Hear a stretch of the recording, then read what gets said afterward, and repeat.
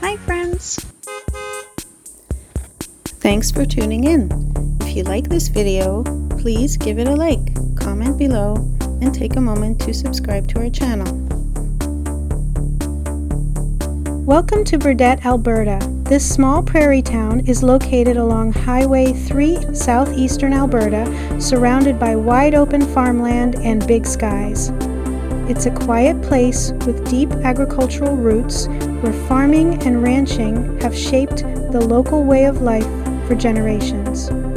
Burdett got its name from H.T. Burdett, a land agent who worked with the Canadian Pacific Railway in the early days of settlement. The town became a stop along the railway in the early 1900s, which helped it grow into a local hub for farmers in the area. Thank you for joining us on this tour of Burdett, Alberta. Thank you very much.